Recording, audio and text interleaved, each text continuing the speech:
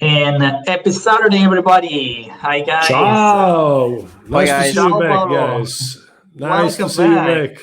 Thank you very much. Thank you very much. Welcome back. We missed you last week. I know, but actually, I've been replaced by a really cool guy. So thank you, Simone, if I remember correctly, right? Simone, yes. Thank you, Simone, for getting on the pitch. At my place has been actually I followed I've seen the replay on YouTube, and it was really cool. I really liked the background he was using. Background, huh? Yeah, I need to upgrade my background somehow. This is really plain. I need to make something different. It's green already, so you're on the right track. All you have to do is drawing some lines. Yeah, on the wall, and it's gonna be white perfect. lines. Yeah, and my wife will kill me, but it's fine. Anyway, I guess you've been spending some time with Pirlo last week, giving him a few tips about how to line up Juventus for the game with Napoli, and apparently it worked, right?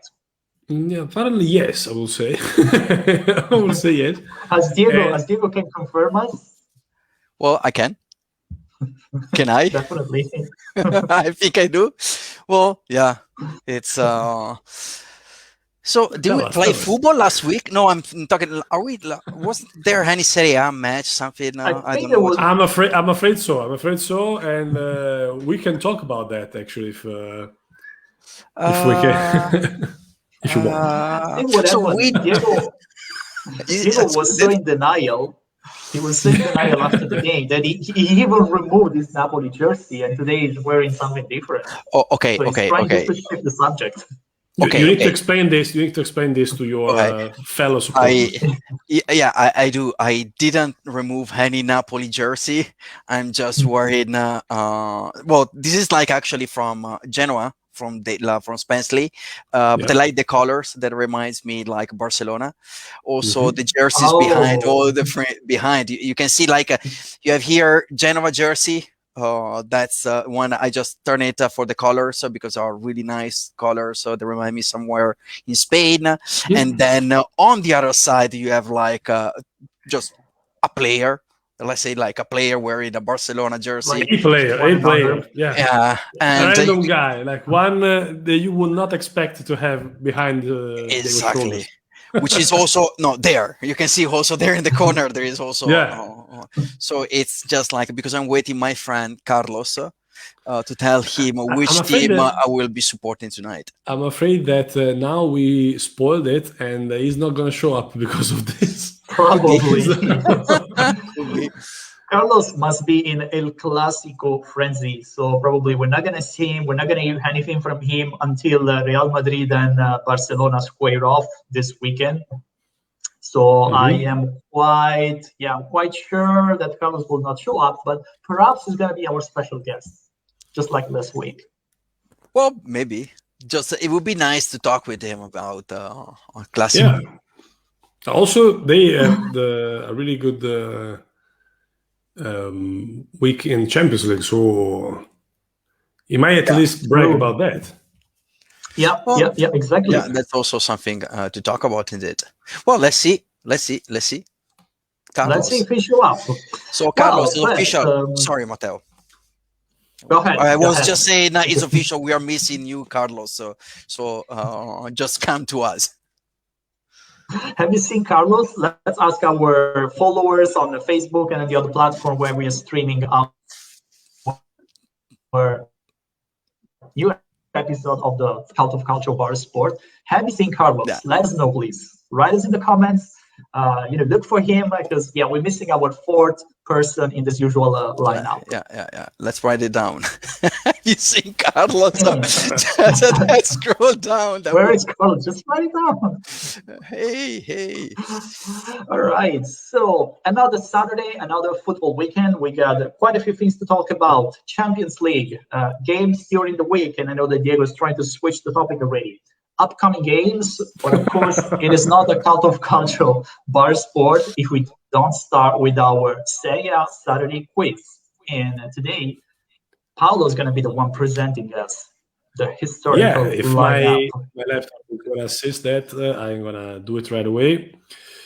So, For the first time, I'm going to do that. So for the first time, I'm going to be stepping down from the guys that need to guess. So because I've been spoiled already, so only Diego would be only me.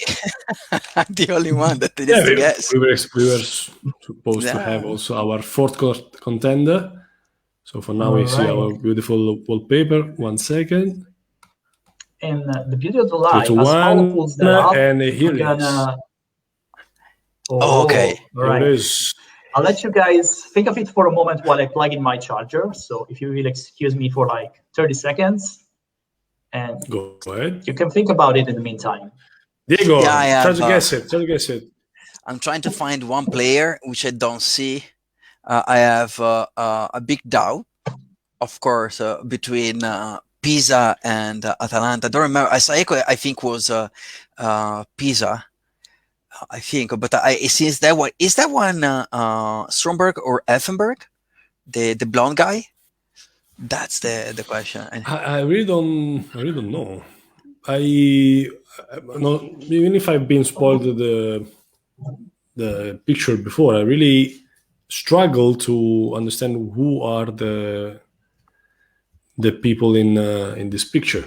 I have to be honest. This time, Matteo did a really great job with the faces. They look like FIFA 97 3D play. Okay. I really don't get them. I can understand the team, but they cannot guess the players.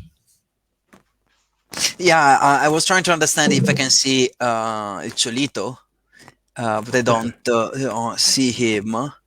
I don't. The stadium could be the old stadium by. It could be like the Bergamo Stadium, Atalanta Stadium, back in the time. But it could also be Fiorentina Stadium. That one. Frankie, yeah, it could also be Frankie back in time. I don't know why I'm saying that, but it could also be Frankie. It looks like Dallara, actually. Like the Dallara Bologna. Yeah. No, but not the side with the tower, but the other side. Okay, but I think that was covered. The final call, I'm gonna say Pisa just because I need to be unconventional, but I don't see Cholo Simeone. I don't recognize him. That's the point. But it seems to me to be. Is he the guy Effenberg? Who is the blonde guy? No. I don't know who's the guy, the blonde guy, to be honest. He's not Effenberg. So you got it right, actually. This is Pisa. Toscana. Against Fiorentina. Derby. This is Pisa, guys. And the reason why you don't see Simeone is because he was not playing yet for Pisa in that season. Because I choose a very tricky one. This season is 1987-1988. Yeah. So it was before Simeone joined Pisa, actually. Okay. But there is one player that you might recognize because he's a future world champion. Well, at that point, yes, it's Dunga. I don't know which one he is, but I know that was playing for Pisa. Dunga is the second standing from the right. Standing. Okay, yeah. Got it. Okay. And I don't know. I don't think I know. I'm checking the lineup now to see. Yes, I got it. Yeah. I don't know anyone. Well, I just know him. I just know Dunga did. I would say the other players, yes, they're not very famous unless you're a really hardcore Serie A fan. Or Pisa fan. I can tell you the second, or Pisa fan, yeah, of course. The names that we can recognize, I mean, our Premier League fans may recognize the second standing next to the goalkeeper. His name is Paul Elliott. He is an English defender that played a couple of seasons in Pisa. But the other ones, they are names that maybe old Italian football fans may be familiar with. The goalkeeper is Alessandro Nista. Watch out, not Nesta. Alessandro Nista. Okay. Yeah. He was a veteran Serie A goalkeeper. And then you may see Aldo Dolcetti, who's a good striker, who also turned TV commentator later on. Stefano Cuoghi. So there's a lot of averagely known names. But yeah, of course, Dunga is the name. Can you imagine that a future world champion once used to play in Pisa. And can you tell me, are they in Pisa or in? This is against Fiorentina, Florence. Do you know it? I had no. This one I have no idea, to be honest. If they I just home, wonder they if They played away. against or not? Okay. Yeah, I'm they just curious play. I to mean, they see had some derbies. They had some derbies in Serie A back in the days when Pisa was still there. But we're not seeing Pisa in the top flight since 1991, actually. So it's quite Yes, 30 it's years against ago. Fiorentina. Is it, huh? It's against. Sorry. But yeah, again, Matteo, you mentioned the year, or did not? Did you not? 1987, 1988. 1987, 1988. Okay. Yeah. So it must be. It can Pisa be managed a derby match. It can be, yeah. It can definitely be a derby match. And good thing is that, I mean, they managed to stay in Serie A for at least one more season. Then they went down, and then they conquered another promotion in 1981. And that was their last season so far, at least, that we saw them in the Italian top flight. Well, good luck to the Pisa fans. Hope to see them again touching the shores of the Serie A sooner or later. that would be nice. But yeah, today we want to give a tribute to another Nerazzurri team that is not Inter, it's not Atalanta, but still quite an interesting presence in Italian football. Nice. Good. Nice. They are now in the Lega Pro, in the Serie C, or I don't At the moment? In the Serie B. Serie B? My God, Yeah, I'm really getting rusty about this. I'm really getting rusty. Or wait, yes. Well, let me do a sanity check. Yes, they are. They play in tomorrow. Yeah, Serie against B. Chievo. Yeah. True. Yes. Battling in Serie B. I should know. I'm following Pescara. I should know. And You this should is True. shame on me. They got back in Serie B 2 seasons ago. Yeah, They got back in and they're now like a 12th position or something like that. Yeah, follow it. I'm supporting Monza this year. Fun fact. You're supporting Monza. Why? I'm just saying that name. Okay. No, Okay. The fun fact about Pisa, guy. Just last fun fact about Pisa. They were coached a few years ago by Gennaro Gattuso. He was one of his first jobs as a coach, and he managed to bring Pisa from Serie C back to Serie B. So that's to. Oh, that's good. Yeah. It's quite an achievement, actually. It's not that easy, as you can one can imagine. That's quite an achievement. Who's Gattuso? Oh yeah, I really don't know who's Gattuso. You don't know it anymore. I had no idea who you're talking about. Seriously. Let's switch to. Let's talk about that. Let's try to refresh Diego's mind about who's Gattuso. Gattuso. Let me check. Gattuso. Gattuso. So Who is Gattuso? What happened on Wednesday? Let's ask. Let's try to make some hypnosis therapy to Diego and try to let him remember what happened. I want to hear from his voice. Yeah. What do you want to? What do you want to hear? The game, Paolo? Well, I have mixed feelings as usual. I will say, because this year Juve is completely, I'll say, an X variable. It's something that you cannot really expect anything particular from them. Like every time they disappoint my expectation in a good way or in a bad way. Like when there's a, I would say, some bad news to come, I would say, okay, I'm gonna know that they are gonna play in a bad way. Instead, they just deny me, and it happens also on the way around. But on Saturday, I've seen a really good match for half time for the first time.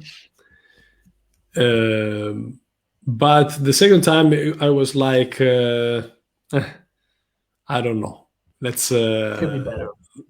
Could be better. And actually, we've been jeopardizing the result a lot of times, despite what Diego might think about that. But I think that Napoli was deserving to get back on track with an equalizer. And then the real good news of Saturday, Dybala. 5 minutes, not even 5 minutes on the pitch, and it was decisive. Right, the day right after that, on Friday, I was talking with a friend of mine, and I said, look, I really would like him to stay, but for his career and for his sake, I really hope he's going to go away, because it's really a waste to have it on the pitch. Okay, he has been injured, he has been with COVID and whatsoever, but when it was time to select between him or Morata, Pirlo always preferred Morata for the way Ronaldo plays and everything. But that was the real good news of Saturday. More than the match that we won, more than Buffon in a stupendous shape, and more than everything else. Like I like the case a lot on Saturday. He was completely everywhere. He was the man of the match and the man on the pitch in every kind of thing. I think he was also like throwing back the ball in like the small kids around the pitch. He was doing everything. He was seriously doing everything. I really like that, and I hope that he's gonna keep the shape for the national team as well. So I'm really happy about that, and I hope that Juventus in the first half would be the Juventus for the next matches, and we are gonna get in Champions League in a safe position. Maybe I was talking too much, and Matteo disappeared. Matteo disappeared out of nowhere. By Matteo. And that's because Milan, AC Milan is slowly going down. We were predicting that. Do you remember? Yeah, we were predicting that. But what about Napoli then? No, I do agree with what you said. I was actually looking at some of the statistics of the match. Surely the first half of the match, it's Juventus leading, it's Juventus controlling in the first half, and I believe you deserve, in the first half to go advance by one goal. The second half, something changed. I believe like Gattuso during the break, introduced his poison. He always talk about poison. My players are missing poison, so that's what I think happened. Maybe he introduced, that. But Napoli was surely playing better. They were looking for the equalizer. They were looking. They had several attempts. Nevertheless, I think. Pirlo won the game. I already told you. I think Pirlo won the game blocking two key players, essentially Lorenzo Insigne. Sometimes during the match he had the ball, and he got like many opponents' players on him, blocking him. He didn't have the full vision of the game. Also, Demme in the midfield didn't shine as previous matches. It was blocked by Bentancur many times. And on your side, you had surely Chiesa. Chiesa had an amazing match. And I agree with Dybala. He'll just enter on the pitch and I'm here. I'm back. That's something for sure. Let's not talk about the referees. We know that during the match, I didn't see how it was. I didn't want to mention that, but we were like Mariani did a really bad job. Really bad. I don't understand why he didn't use VAR. And I'm sure that the Napoli's penalty that was there, like it was crystal clear, was not given because of the previous. I think he didn't see it. I just think he didn't see it because when I checked the highlights, I think Mariani is not in the best position to see the kick. I think he should have been assisted. On Zielinski, on Zielinski. On Chiesa one, I think he just interpreted completely wrong the action, the attempt. That's a pure mistake, and he's seen what's going on. With Zielinski, I think he didn't have the chance to see the thing. That's what I think. And yes. In the meantime, I want to say to our so Matteo is back, and He is.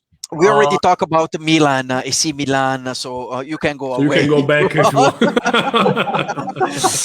And there is nothing to say about connection just problem. talk But about how did you guys talk about Milan in such a short time while the topic about Juventus and Napoli was so interesting? no, that's already gone. That's we are fooling you. Right. We are fooling you. that's gone. No, We talked about. Actually, we need to answer to the question that is in our ticket right now, because not only Juventus and Napoli were battling against each other and trying to get back in the Scudetto battle, but I think that's something. I want to say it's a book that has been already written with also the finale. Yeah. There's no now only Inter can really mess it up. Like there's no other way that this can happen. Other way. I'm going to stick to what I'm going to stick to what I said a while ago already. The point is that Inter has learned to win the games that matter. It's always been like the weak point. I remember earlier during the league when AC Milan was still leading the table and we dropped points on a very easy game. I can't remember exactly against who. And Inter had to play after us against Sampdoria. So if they managed to win, they would have leapfrogged Milan. And they lost the game in Genoa 2-1. And that was exactly the kind of games you need to win if you want to, keep your chances for the Scudetto. This is not happening anymore. Now Inter is cynical. They are merciless, and whenever they need to win a game that matters, like the one with Sassuolo back on Wednesday, they just do it, and they do it easily. And that's unfortunately, it makes me say, but that's the mark of a great team. Yeah, and actually, that's also what else true. Can we say? We just That's also true with not only the matches that matters, but also the teams, the opposites that matter. Like against Milan, against Juventus, they indeed as well. But for example, recently against Juventus, they did what they had to do. So what they were expected to do, what they needed to do in order to win the Scudetto. So to pave the way to the Scudetto. So I think that the answer to the question is pretty clear. I would say yes. The answer is only like a big yes, guys. Again, a big event, only a big event like I don't know, asteroid. I don't know, like a pandemic. What? An asteroid hitting. The whole squad. That could be. So. Otherwise, really, there's no chance. That's exactly as it is, right? We got 8 games left, and Inter, they have to play. They still have Juventus to face. They have. Do they still have Atalanta? I believe. Yes, their calendar. I think they do. But they played. They have Lazio perhaps still to face. And they have Napoli. They have Napoli in 2 games. So Napoli will face Sampdoria and then Inter on the 18th of April. Yeah. Home so away. They still. I think we play there. I think it's in Napoli. It's in Napoli. It's in San Paolo. Okay. San Paolo. So next Sunday, April 18, Inter travels to Napoli. Then we got a midweek game where they're gonna be going to Spezia away, and then they have Crotone. So that's 2. Let's be frank, that's 2 easy games, right, with Spezia and Crotone, considering the form that Inter is going through at the moment. So, those games against Spezia and Crotone, that's when they could really make the final push and probably, get their hands firm on the title. I really don't see any other possible outcome here, guys. We need to be frank. Yeah, no. Tonight. Let's see what the big Spanish guy thinks about when he this. Joins. Here he is.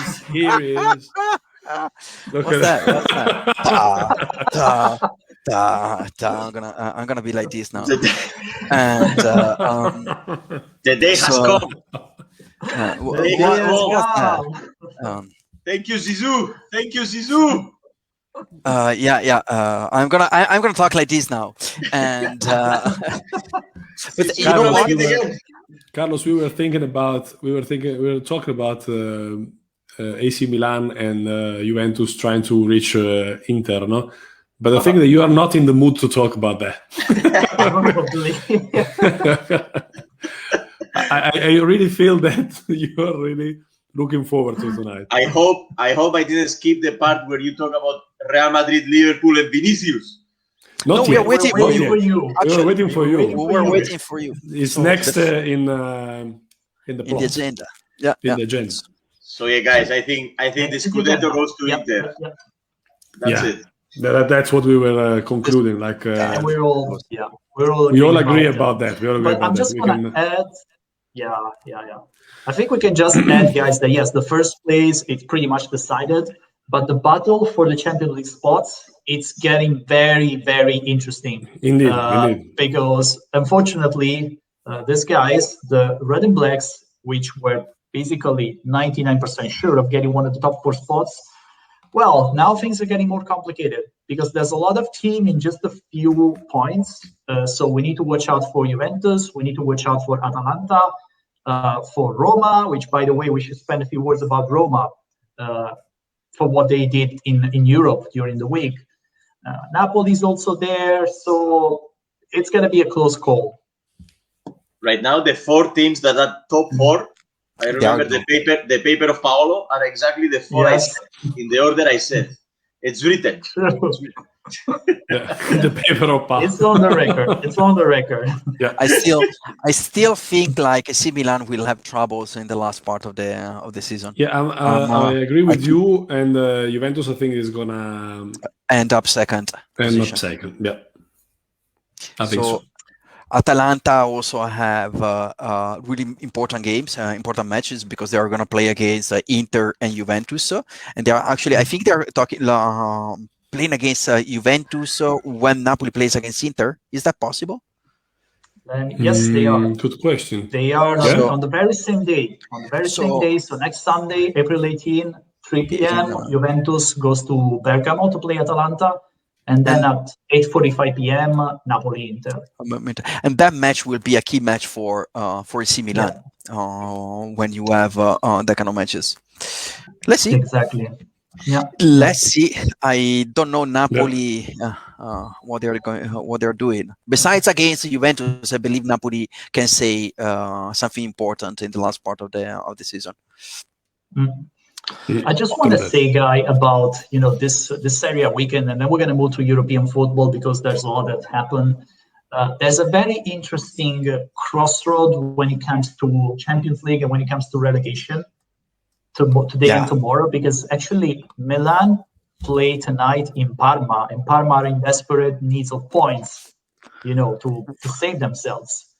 And on the other hand, tomorrow, Inter plays against Cagliari, and Cagliari also desperately needing some points. In the relegation dogfight, which is getting, by the way, very interesting. That also, you got Cagliari, you got Parma, you got Torino, Crotone, who could also still fighting, and Diego knows that very well.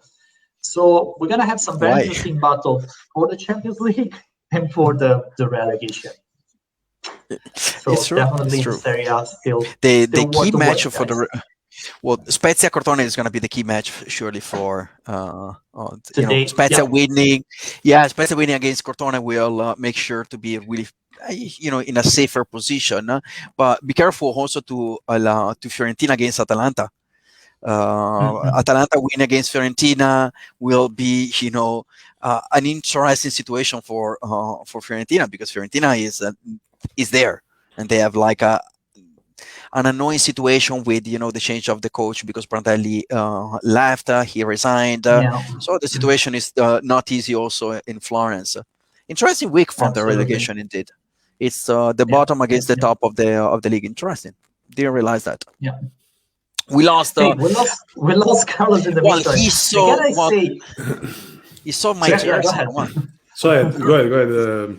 Matteo. No, Matteo. I was saying, Diego mentioned Fiorentina, and actually, let's do a bit of self-promotion, guys, because we never do that. We never talk about the Cult of Calcio in our bar sport hosted by the Cult of Calcio. And right yesterday, we published an amazing portrait about one of the best Fiorentina players ever, Batistuta. who is Batistuta. I read, so, if you guys have not read it, please check the Cult of Calcio yesterday morning in our Hall of the Heroes section, which is a gallery of portraits of the footballers that made the history of Serie A. There was this great recap of his experience in Florence, and also the title, the Scudetto that he won in Roma. Check it out, and if you like it, please share it on Facebook, put a nice like it, and spread the love for the Serie A around the world. Nice. And we got back our Real Madrid man. I have a controversial day today. Sorry, guys. I'm coming in out. I think you were having some fight with a Barca fan, right? Oh, man. Everybody's talking about the game today because the Clasico comes in the best moment for both teams. Both teams did a horrible season, but Barcelona won the last 13 games out of 14. Wow. And Real Madrid was up and down, but the boost from the Champions League, I think, will come in the moment. It's true that, of course, there are some missing players, but I don't know what you guys think. I watched the game with Liverpool, and Real was very. I mean, let's be frank, they were quite helped by Liverpool defense. That was once again horrible, just like in the final, the Champions League final from 3 years ago. But Real were very dominating, right? So they won with authority. The match was never in discussion. So props to the guys in white because they really turning their season upside down. You said it was a horrible season, but after all, you're still fully in contention for La Liga and you're still fully in contention for the Champions League. So it could turn into a great season. It's way better than Juventus seasons, that's for sure. I would say if you want to make a parallel comparison with on that, I agree. On that, and I would say, and I totally agree with Carlos when he says that the boost from Champions League would play a key role on tonight's match, on the Clasico match. Sorry, and we were talking about that a few moments earlier than you joined, and I think that that's the real card. Additional card that you have to play on that match. About the players, I'm not really informed, I have to be honest, but I would say that the biggest chances are with Real Madrid. Yeah, but of course Ramos is not going to play again. Like this whole season he missed it, but Varane is not going to play, so the whole defense is not playing like against Liverpool. But I think Hazard is going to be in the bench, probably. Okay. So let's hope he will make his first proper game in Real Madrid. Let's hope today is the day. So who knows? But Vinicius made forget. Now the hot topic this whole week in Spain is Vinicius or Mbappe, because apparently the conversations are getting very close. And now some people got so optimistic. It's like, because they say that the only way to negotiate with PSG, with Leonardo says, okay, we can talk about Mbappe because he refused to renew the contract. He doesn't want to renew, so they want to make money before he leaves for free. But he says the only way we talk about Mbappe is if we put Vinicius on the table. So it's Vinicius plus money. And this is being the whole week, everybody's saying, would you put now Vinicius to change for Mbappe and la la la la? But that's the topic in Madrid the last 6 days. And what would you do, Carlos? Would you give Mbappe plus money? Vinicius plus money in exchange for Mbappe? What people say now, I would do Hazard plus money. So I don't know. I was one of the defenders of Vinicius, because this past months, so many critics that he doesn't score. He's amazing in the dribbling, but he doesn't know how to score in the one-on-one. The guy is very young, man. I just became 20, and to lose this guy, it's only Mbappe was so good at that age, right? That early. So I would love to keep both, to have both. That would be the ideal thing. But don't you think it's possible? I mean, I would see like Real Madrid playing Vinicius on the left side and Mbappe on the right side. That would be, even with Benzema, keeping Benzema at the moment, which I think Haaland, will go away. Benzema on the bench, Haaland in the middle. Haaland, oh my God. Well, that's the talking around. Get the money for that? The thing is, Florentino says, I think it's his last 2 years as a president, and he wants to leave the legacy because he's finishing the stadium will be ready in 1 year, and he wants to do the last version of Galacticos. He did it. The first time he did it with Figo, Zidane, Ronaldo, Raúl, Roberto Carlos. The second version of Galacticos was the year where he bought Ronaldo, Kaká, Benzema, the same year. I don't know if you remember. And the third, and I think the third version, last version, as a goodbye, he wants to do Haaland and Mbappe. I think he wants to do that this summer, not next summer. He said because apparently next summer is too late. So. And I was reading the numbers, how he's gonna do it, and etc., etc. So Mbappe, I mean, both of them in a way are more simple than it seems because of one reason. Mbappe finished the contract, so they have to negotiate yes or yes, and he's not renewing the contract. So that's how he got several players like Mesut Ozil, like Khedira, like Toni Kroos. That's how he bought all these players. And then Haaland has a special clause in the contract that if one of the top 10 teams comes for him, he can start negotiating for a lower price. But apparently this clause starts in 2022, so they have to wait 1 more year. That's what I read. Because, smart Mino Raiola, but of course Mino Raiola is going to ask for his money. No. So I don't know. I think one of the two will come this summer. We can write it down in the paper. So. Do you think, because I believe one will go to Barcelona, the other one will go to Real Madrid. I have like feelings what they are trying doing is, to replicate Messi, Ronaldo, It would be good for La Liga, since La Liga now is a bit, nobody knows what's going to happen. I think to get this power and take a player, especially from PSG, which is the richest club in the world, to take a player from them would be amazing. And I think that's where Zidane has a key role to take Mbappe, because I think Zidane is in touch with Mbappe. I don't know if you guys know the story, but when Mbappe was 13 years old, he was here in Real Madrid and has a picture with Zidane and everything, visiting the training camp. And so I think it's possible. Of course, to have both of them is like crazy, like a dream. But I think to make all the money for one of the two, and of course you have to let players go. You cannot keep the players. I think some players will go, otherwise there's no. Especially because of the salaries, not because of the. But yeah, it's about time. Time. I'm afraid to ask this question, by the way. What is your prediction? Prediction for a Clasico. Today, I think it's going to be good predictions. So let's keep the notebook and write it down. I think 2-1. Starting from you. 2-1 for Barcelona. I agree. He only has Barcelona colors everywhere in the room today. Oh wow! Well, he's really mean, huh? He's really mean. Huh? Watch out. So, show us the underwear. Okay, the underwear is also. I don't know. Let me check. So, Carlos, these colors is Genoa colors, and Genoa will play against Juventus. So that's the first reason. Then Inter will play against Cagliari, which is also the same color. And I don't like Inter. I prefer Cagliari. It's from the south. So I have then Real Madrid. Real Madrid to me is like a River Plate, like Juventus, like Bayern Munich. It's the team to beat. And yeah, so perfect. And I have a little friend behind me telling me you're doing the right thing. So, and watch out, because these colors are also really bad against AC Milan, because AC Milan against Genoa they don't really have a good relationship. So I'm a perfect fit. And Juventus is playing against us. Yeah. And so against them. Yeah. Perfect tomorrow. Fit. Yep. Yeah. Tomorrow. Yeah. So 2-1 for Carlos. Matteo, what about you? I have to say I've not been following very close neither Real nor Barca this season, except for a few games. But I'm gonna stick to Carlos. I'm gonna stick with his 2-1 for Real. I think they are in a better shape overall. They are playing in Madrid, right?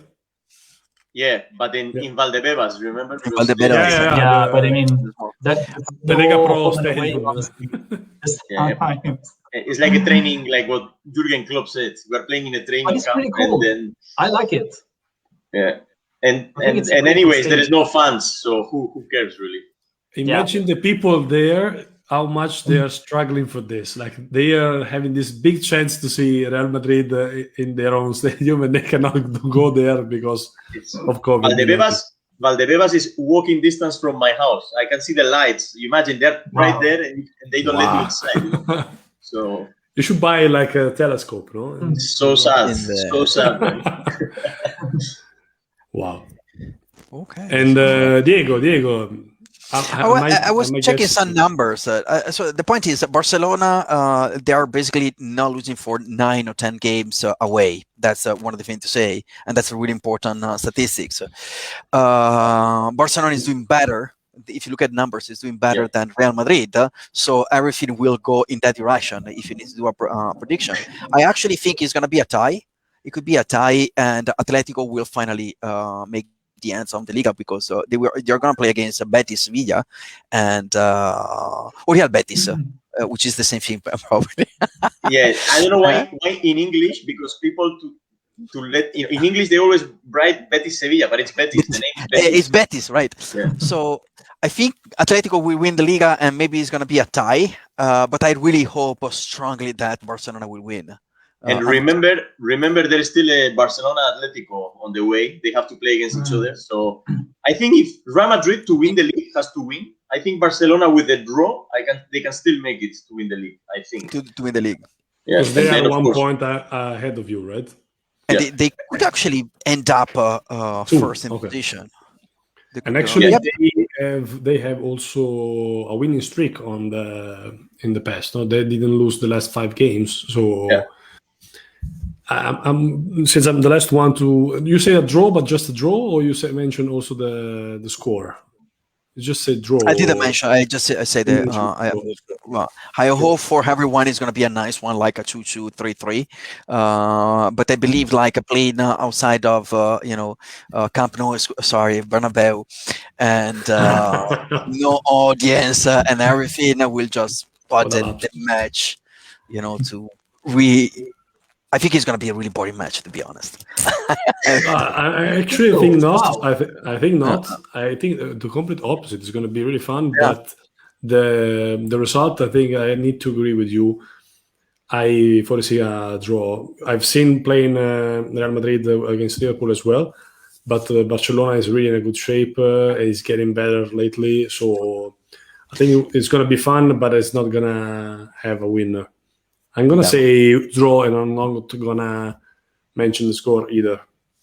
It's going to be interesting to see the defenses of both teams because Ramos is not playing, Piqué is not playing. So it's going to be probably Araujo for Barcelona, Nacho, and Militao for Real Madrid. So it's going to be a very different setup, So I think that's what could make it have more goals, the game, I think. But... we'll see. And Barcelona is well rested. They have no Champions League for a few weeks. They didn't have a champion, which is one of the things which is going to impact a lot on the match. Yeah. True that. But I was also checking. Barcelona, they're basically everyone is there. They're missing a few players. Really, a few players. They're missing only Coutinho and Ansu Fati, basically. Yeah, which, by the way, nobody knows what's going on with both of them. They have to go for the second time for the operation. So, and they didn't expect much about Coutinho, but Ansu Fati, people are starting to be really worried because he was supposed to be the rock star of Barcelona and the rock star of Spain in the Euro, and I don't think he's going to make it to the Euro. So it's scary when 17 years old, 2 operations in the knee. Yeah. And actually, it's not to switch the topic, but it came to my mind. It's a similar situation as Zaniolo in Italy. And I'm saying that because right this week, we got the news that he's not going to make to the Euro 2021. He will recover in time. So that's a big blow to the Azzurri. Yeah. And not only, even to himself, because second time that he picks up a really nasty injury, that can make a lot in terms of confidence and morale to such a young player. So, I mean, Especially best of luck confidence. to both guys, to Ansu Fati, to Zaniolo. We hope to see them setting foot on a pitch as soon as possible.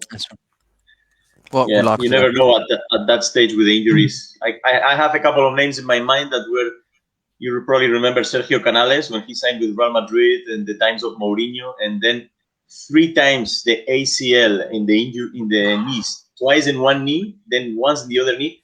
And now the guy is playing in Betis. He's the best. The captain, he's back in the national team. He's amazing. But it took him 5-6 years to recover from that. And I remember Real Madrid signed him when he was 18 years old. And now he's close to 30 and he's back in a great level. But still, those times that he lost is... The problem is you're never 100% the same. You can still do amazing things. And think of Ronaldo, the first Ronaldo, the phenomenon, right? He picked up the same injury twice. He still won a World Cup after that. He did amazing things, but it was just not the same again. He didn't have the same boost, the same dash, the same speed, deadly speed. And another name that comes to my mind is Florenzi, it's Alessandro Florenzi. He also picked up the same injury twice. Yeah. And again, he's not been 100% the same since then. Something happens, something snaps in your mind, and probably even in the mobility of you. Yeah, once you get the ACL, it's very scary. You never know what's going to happen with your career. Now, Marco Asensio came back 2 months ago from the ACL injury, and everybody's in doubt. Let's see what's going to happen. So it's always scary, but yeah. So big game today, guys. Big game today. Indeed. Good luck with that, man. Well, I will be supporting Barcelona. Let's see. No doubt about that. No, I was thinking, I think Barcelona will make it. They need to make it. Sorry. Okay. Interesting. Nacho Militao. Wow. Sorry. Yeah, that's not the best defense possible. I was just saying, to get back on the Serie A shores, we mentioned a couple of Roma players, and I think we should be paying tribute to this team, who's the last stronghold of Italian presence in European Cups. And on Thursday, they take a huge step towards the semifinals of the Europa League, as they won in Amsterdam, where Diego and myself are based. So, and we couldn't even watch the game, unfortunately, ourselves, because, we couldn't go to the it was an epic game, man. That would be. It was a nice game. It was. Yeah. It was an epic game with Roma going down 1-0. Then they managed to equalize. I mean, they took advantage of a blunder from the Ajax backup goalkeeper. And then they managed to score the second right before the end of the game. But hey, that's a massive win, because now they're very, very close to being in the top 4. And it seems that the potential next opponents are going to be Manchester United. So that would be a massive one. The semifinals of the Europa League could be the semifinals of the Champions League from other years. It's Roma 3 years ago was in the semis. Man United, Villarreal was also the times of Riquelme. So the 4 teams remaining, and probably Arsenal. So the 4 teams remaining are incredible. And I was thinking when I was watching Ajax Roma, what a pity. That stadium, the atmosphere in these big games is amazing, right? In Amsterdam, and full of people, like we experienced a couple of years ago when Ajax reached the semis. I was thinking, what a pity, because not every day they reach that far in the European competition, and to see empty stadiums is like, it just makes me sad, Yeah. That's a bit true everywhere in the world. Indeed. It would be really interesting to see how this would affect on Roma performance in the Serie A. Because as for Real Madrid, the Champions League was a boost and will be a boost for today, for the Clasico and for the rest of the Liga. I think that Roma are going to be affected also in that way. And I'm saying this because I predicted that Roma is going to be among the first 4 in the Serie A. So I'm trying to trail Roma back into the game. It's true. It's an interesting dilemma, right? Because when you go so far, then you really start believing it, regardless of whether you're going to face Manchester United or Arsenal, that on paper are our strongest team. But hey, anything can happen. So now Roma have the dilemma. On one side, they want to keep going as far as possible in the Europa League, but on the hand, they risk losing more points in the Serie A. I think that they're going to go for both of them. They're going to go for both of them because they have nothing to lose, I would say, and they're really in a good position right now. They can only improve. So if Fonseca,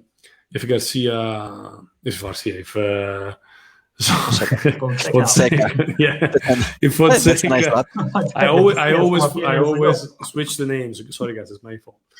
If Fonseca is actually giving the same approach that he gave so far, I think he's going to aim for both of the goals, not only one. He's not going to choose between the two. I think he's going to go for both. Well, let's hope they. No, I agree. At this point, you cannot choose. You just need to hope that you will have, the strength and the concentration for. They are 3 games away. They are 3 games away of qualifying to the Champions League. Also, think about it. Like Mauricio, 3 games away. They still need to win the UEFA. The competition to get Champions League directly, and that would be incredible because that would be pretty. Actually, with the Conference Cup now, I think something has changed. In terms of calendar or in terms of rules? In terms of rules, but that should be the only option to have a +1 in UCL for Italy. Could be, but I don't remember correctly. But I believe if they end up in the UCL winning the UEFA Cup, I believe the Napoli and Lazio could go for the first one, Napoli to UEFA Cup, and then if it ends up on the 5th position, and then Lazio will go to the playoff of the conference, something like that. It's not clear yet. It was interesting. I was looking at the calendar of Roma, guys, and everything is going to be decided in the coming week. So tomorrow they play Bologna at home. Bologna should be, I would say, relatively comfortable because they're quite safe. There's nothing else that they need to add to their season. But then they face Ajax in the second leg of the quarterfinals. Then they play Torino, who are, of course, really fighting to avoid relegations. Exactly. And then they have in the midweek test, they face Atalanta, which is a direct contender for the Champions League spot. Roma, the real outlook of Roma's season will be decided in the coming 10 days. Yeah, I think with Bologna, they will have difficulties. They will not make it against Bologna. Bologna will get some point, and this is because they have right after the other match against Ajax, and I believe they will be focusing on that. Their mindset will be there, and also because they play on Thursday. That's one of the points. They are pretty tired. They came here in Amsterdam, so they are transferring everything. So from that point of view, I think Bologna can make it against Roma, and I actually hope so. I really when hope so. When you say they cannot make it, you mean that they're going to lose against they're going to lose. I think they're going to lose. I'm taking notes. I'm taking notes. Oh, take all the notes. We have the videos eventually, but I can always modify the video. And by the way, indeed, add some audio on top. Yeah. Matteo. By the way, Roma are 7 points away from the Champions League. So not easy. I was saying 7 points from Atalanta, who's 4th place now. I would say those guys need to really do whatever they can to lift the Europa League trophy. And that would be the first time an Italian club does it since 1999, so quite a long time ago. Whoa. It's about time. It's about time, yeah. So most probably, from what I see, it should be Man United, Roma, Villarreal, Arsenal. That would be right. Usual. I mean, I still have my doubts about Arsenal. To be honest, I'm not sure Arsenal. They still have to make it to the semis, but the other teams, they have it quite okay to make it to the next. Yeah. Seems so, but you never know. You can never say never, especially in a situation like this where, again, playing home or away, it really doesn't make any difference. So let's see. We're going to have an interesting week, this one also, European week. Indeed. But by the way, Carlos, I don't think Slavia Praga will be able to make it against Arsenal. But it's surely Slavia Praga is one of the surprise among the UEFA Cup. That's 100%. And it would be interesting, to have Slavia Praga make it against our. And you are ready. You are ready, Diego, because you have the jersey from Paisley from Slavia Praga, right? I have it there. I need to have the jersey. Yeah. So indeed, that's true. I was surprised about Villarreal. I honestly thought that they were winning a little bit more than 1-0 against Dinamo Zagabria, but it's still an amazing result to bring home. So Villarreal is among, it's probably Manchester United, Villarreal, and then Roma, on maybe Arsenal in the as winning. But let's hope Roma. I cannot find the notes that I took for. I took them. Prediction for the. I took them away, Paolo. You don't know. I took them away. I took them away. Okay. I need to find them. Remind. While you look for them, I will remind everybody about today's calendars for the Serie A, because I say we're going to have an interesting day. The match day kicks off at 3 p.m. Italy time with Spezia Crotone, which is a key battle for relegation. Yeah. Then another massively interesting game at 6 p.m. Parma Milan, and I mean there's no other chance for the Rossoneri but winning this one if we want to keep fighting for our chances of making to the Champions League. And then 8:45 p.m. we're gonna have Udinese Torino. Again, we just mentioned that Torino needs to win points to continue fighting for relegations. Udinese are a bit more comfortable. And then tomorrow, 12:30 p.m., Inter receiving Cagliari, while Juventus will receive Genoa at 3 p.m. And other interesting games are going to be Sampdoria Napoli and Roma Bologna, with Fiorentina and Atalanta playing on the night. So write down your notes in your agenda. Massively interesting Serie A weekend. And of course, we have the Clasico. Vamos ahí, vamos a la Madrid, a la Madrid. Oh, guys. I'm not gonna answer to that. One day I'll tell you a story of being married to a wife who supports Barcelona. How you watch the Clasico. One day I'll tell you. That's dangerous. Wow. You never told us that. This is like that's dangerous. Super gossip. This is. I never told you. So she's a big. She was never accepted by my family since we are married. I can imagine what. So, man, watching the Clásicos now has a different perspective for me completely since 2 years ago. So, this and Djokovic Nadal in the finals of the Grand Slams, it's amazing. And we enjoy so much. No clashes at all, right? No clashes at all. No. Crazy. Wow. Wow. Can I close with a comment? Like with that. Let's, Matteo. I would like to close with one of the comments that we received about crazy comment. So, this guy is telling us that the guy with the Juventus jersey is wearing a wig, and actually an inside joke that we have since I think 15 or 20 years with this guy. You know the guy. Thank you. Yeah, I know the guy. Prove it. That's really nice. It's true. We proved it. It's true. You know why? Actually, he's really losing.